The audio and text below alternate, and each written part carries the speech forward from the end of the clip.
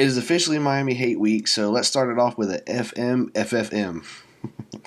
I personally hate the Gators more, but Miami is a very close second there, and that's who the Noles have coming into town this weekend for a 3:30 kickoff as the Hurricanes look to spoil FSU's playoff chances. Spoiler alert, though, that's not going to happen. Still a huge matchup coming up this weekend. These rivalry games are always a lot of fun and a big deal despite any records or rankings. Florida State's also having one of their biggest recruiting weekends of the entire year on Saturday. I believe there's over 60 recruits left and 12 5-stars in attendance, including the number one receiver Jeremiah Smith and other 5-stars like Cam Coleman, KJ Bolden, and lots more. At one point in the season, it did look like Florida State versus Miami even had a shot at being a top 10 matchup, but of course, in typical Mario Cristobal and Miami fashion, they screwed it up and they were overhyped to begin with anyway. And I just want to say that I did call this several weeks ago when Miami was still undefeated. I said I thought it was only a matter of time, and I thought it was going to be sooner rather than later that Miami got exposed and everybody jumped off the hype train, and here it is.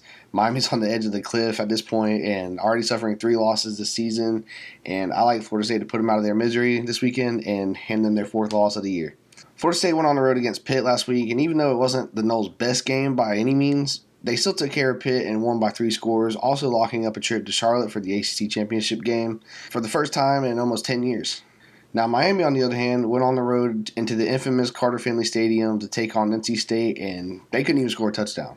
We've heard all year about freshman phenom Ruben Bain, who was held in check with 2 tackles and 0 sacks.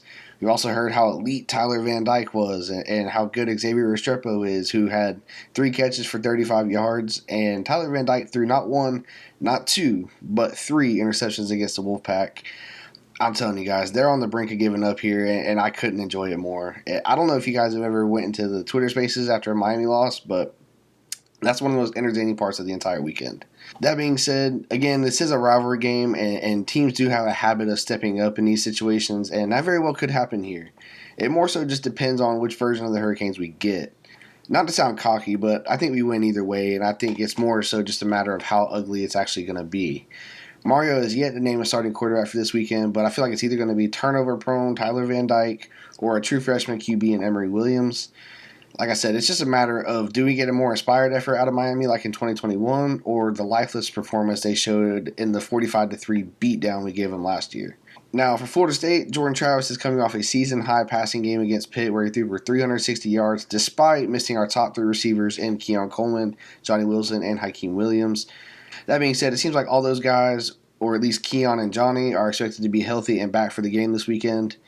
Last weekend with Keon, it was a bit of a shock that he didn't play. Now, I don't know if it was more of a load management thing or if Mike was just trying to keep him fresh.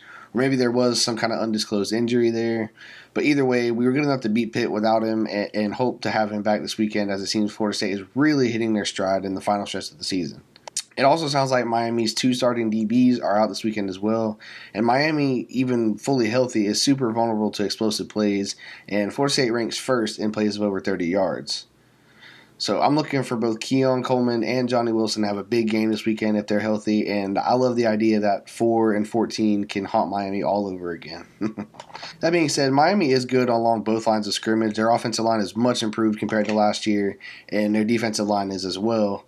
They have Ruben Bain, who is, of course, a very good player, and he was actually a highly touted recruit from last cycle that Florida State unfortunately missed out on, so he's definitely one to keep an eye on as well. They have a good couple running backs there, Mark Fletcher.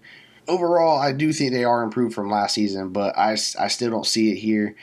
I think this Florida State defensive front will have success against their offensive line either way and force whoever's throwing the ball to make some mistakes and disrupt some of their drives on offense.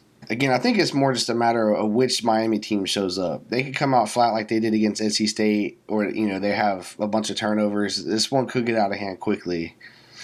Now, if they do find some success early, this could turn into one of those good old-fashioned rivalry games. Either way, I know exactly where I'll be on Saturday night, and I don't expect to have any voice left at the end of it. I do wish it was a night game instead of a 3:30 kick, but with the way Miami has looked, I was just praying that it wasn't going to be a noon kickoff. That's just one of the several good games on this Saturday, and again, this is what college football is all about. One of the last major tests for the Noles here as they start eyeing the playoffs. Just got to go out there and handle your business. Miami is good, like I said, they have some playmakers, but Florida State's just better, plain and simple. And they have more playmakers. We're a top 4 team in the country for a reason. They should be able to lean on their talent here and put Miami away at least semi-comfortably. I'll go ahead and say for a score prediction, I have Florida State winning 38-17, somewhere in there. But I can see it being even worse than that, to be honest with you. What do you guys think, though? Let me know your score predictions down in the comments below. Like, subscribe, and let's talk Noles.